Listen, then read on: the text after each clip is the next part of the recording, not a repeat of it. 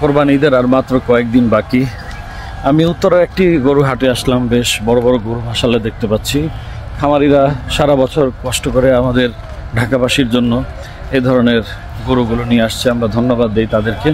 কিন্তু একটা বিষয়কে আমরা একটু ভেবে দেখেছি যে খামারিরা এখানে নিয়ে আসছে তাদের থাকা খাওয়া এবং তাদের ব্যবস্থাপনাটা কেমন।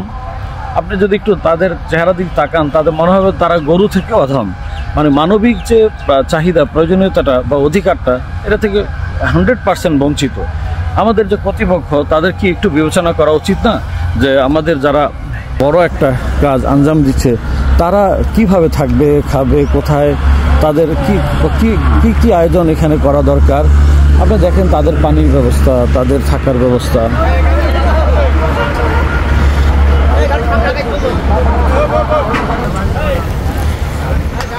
তাদের কোনো মূল্যই নেই। তারা কোথায় বসে খাচ্ছে, তারা কি রান্না করছে, মানে কি খাচ্ছে, খুবই আফসোস লাগে দেখতে, খুবই খারাপ লাগে।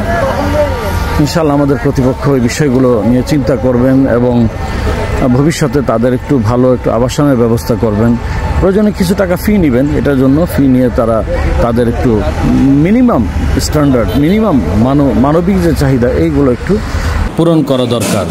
আজ মানবতাকে দেখে